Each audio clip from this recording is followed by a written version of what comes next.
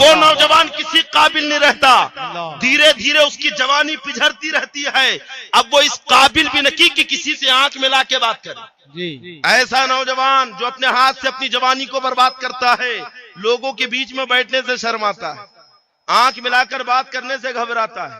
آئی بات سمجھ میں؟ تو نوجوانوں، خدا کے لیے اگر کسی کے اندر یہ عادت ہو، آئی بات سمجھ میں نوجوانوں؟ اجی کتنی کولی عمر ہے، پھول جیسے چہرے ہیں لیکن مرجھائے ہوئے۔ ہم نے کہا ہے 15 سال کے نوجوان، ابھی تیری عمر 15 سال ہے، 18 سال ہے، چہرہ پیلا کیسے ہو گیا؟ تیرا تو ابھرتی ہوئی جوانی، چہرہ سرخ دکھنا چاہیے، آنکھوں میں سرخی ہونی چاہیے، لیکن یہ آنکھیں سفید، ایسا لگتا ہے کہ پیلیا کا مریض ہے، ایک دم آنکھیں پھیلی ہوئی، گال اندر پچک گئے، ایک دم وحشی صورت۔ کچھ بات اگر اس سے کر رہے ہیں تو بالکل دھیان اس کا ادھر ہے۔ یہ بہت بڑی شکایت ہے آج نوجوانوں کے اندر۔ میں نے کتاب کے اندر پڑھا ہے، پرانے حکیم کا تجربہ ہے، وہ لکھتے ہیں کہ ہم نے اپنے بزرگوں سے سنا ہے کہ منی کی حفاظت کی عمر کیا ہے، سمجھے؟ 15 سال، 18 سال، 19 سال کے لڑکے، شریعت میں 12 سال سے 15 سال کے بیچ میں بچہ بالغ ہو جاتا ہے۔ منی کی حفاظت کی عمر کیا ہے، منی کو کب تک بچانا ہے؟ تو وہ لکھتے ہیں کہ ہم نے پرانے بزرگوں سے سنا ہے کہ منی کی سیو کرنے کی عمر، یعنی کتنے سالوں تک اس کی حفاظت کرنا ہے، تو وہ کہتے ہیں کہ 25 سال کی عمر۔ لیکن پرانے حکیموں کا تجربہ ہے کہ اگر تم زندگی بھر اسٹرانگ رہنا چاہتے ہو، اور اگر تم نوجوان کم سے کم 25 سال تک اپنی منی کی حفاظت کرے، 25 سال تک وہ کوئی ایسے گندے اور بیہودہ کام نہ کرے کہ جس کی وجہ سے انہیں جریان کی شکایت ہو جائے، احتلام کی شکایت ہو جائے، نائٹ فیل ہونے کی شکایت ہو جائے۔ ہمارے جو ڈاکٹر سے انہوں نے بھی بیان کیا ہے، آج ہر نوجوان پریشان ہے۔ اس کی وجہ یہ ہے کہ تم انٹرنیٹ سے کیوں نکالی گئی، اور اس کی ایجاد کب سے ہوئی؟ اس کو نکالنے کا سبب کیا جانتے ہیں؟ آج سے صدیوں پہلے، تقریباً 1137 عیسوی میں، جب سلطان صلاح الدین ایوبی رحمت اللہ علیہ کا زمانہ تھا۔ سلطان صلاح الدین ایوبی کا آپ نے نام سنا ہے؟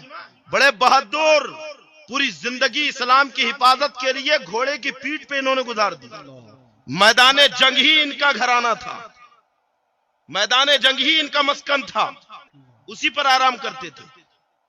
میں کہتا ہوں نوجوانوں، جب تم بھیڑ لگا کے بیٹھتے ہو، اور اکثر میں نے نوجوانوں کی ٹکڑیاں دیکھی، کچھ یہاں بیٹھے کچھ وہاں بیٹھے، کبھی قریب ہو کر کان لگا کے سنو تو کم وقت بیٹھ کر بیہودہ اور گندی باتیں کر رہے۔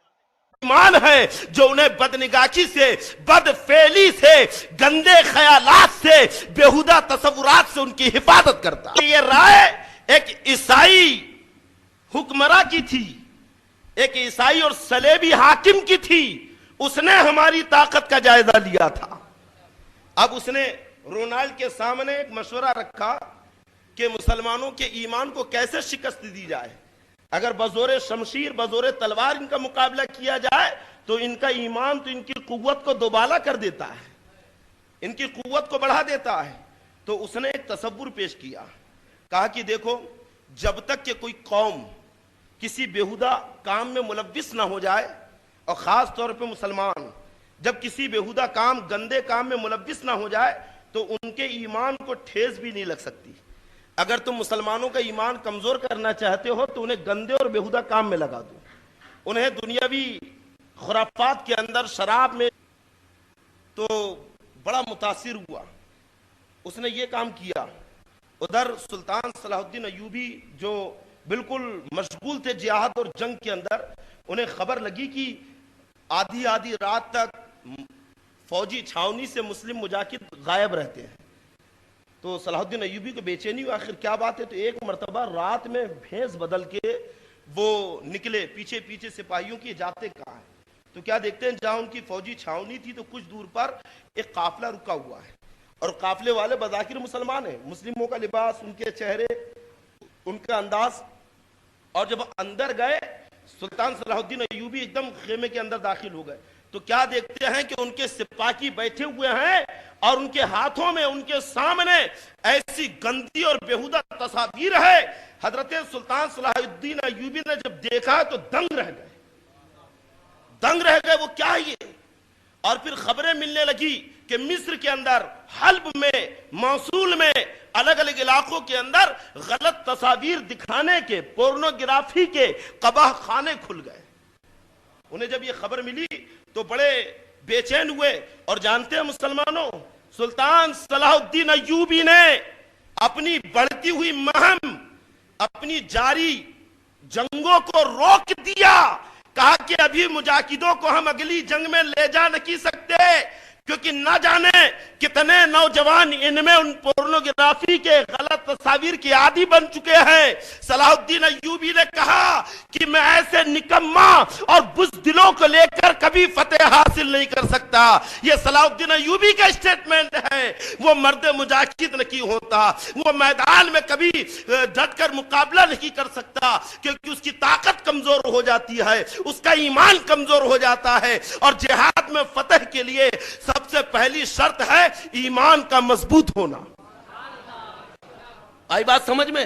اطباء کہتے ہیں کہ جب آدمی کھانا کھاتا ہے، لقمہ کوئی پیٹ میں ڈالتا ہے، چاہے روٹی ہو، فروٹ ہو، چاول ہو، تو پیٹ میں جانے کے بعد میدے کی بھٹی اس کھانے کو دوبارہ پکاتی ہے۔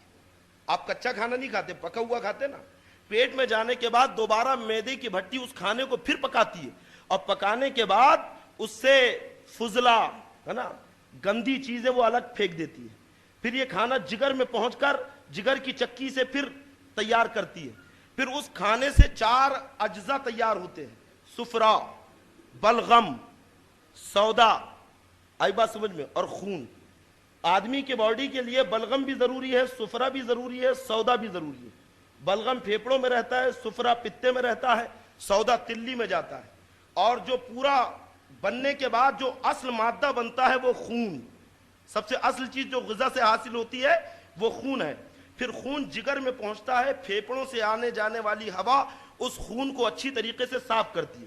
پھر دل کے اندر خون جب داخل ہوتا ہے تو 4 خانوں میں گردش کرنے کے بعد وہاں سے منتقل ہو کر خون پوری باڈی کے اندر گھومتا ہے، پورے بدن کے اندر، بالکل ایسی جیسے نہروں کے اندر آپ دیکھنا باغ میں نالیاں اور کیاریاں بنائی جاتی ہیں جس سے پانی بہتا ہے۔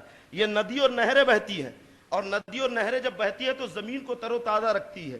ایسے ہی جب یہ خون آپ کی باڈی کے اندر بہتا ہے تو پوری باڈی کو تر و تازہ رکھتا ہے۔ اطباء، ڈاکٹرز کہتے ہیں کہ یہ خون جب باڈی میں چلتا ہے تو اسی سے آنکھوں کو روشنی ملتی ہے، اسی سے کان سنتے ہیں، اسی سے زبان بولتی ہے، اسی سے ہاتھ پکڑتا ہے، اسی خون کی روانی اور گردش سے جو قوت بدن کو ملتی ہے تو آدمی چلتا پھرتا اٹھتا بیٹھتا ہے۔ اور جب پوری رگوں میں خون گھومنے کے بعد واپس اپنے مستقر میں جاتا ہے تو یوں ہی نہیں جاتا، بلکہ پوری باڈی کے اصل اجزات کو، پورے باڈی کے کمالات کو ایک ایک جوڑ سے، ایک ایک بال سے، ایک ایک ہڈی سے کھینچ کر خون اپنے مستقر میں پہنچتا ہے، اور پھر وہاں پہنچنے کے بعد اس خون سے منی بنتی ہے۔ آئی بات سمجھ میں؟ اتنی آسانی سے نہیں بنتی ہے منی۔ آئی بات سمجھ میں؟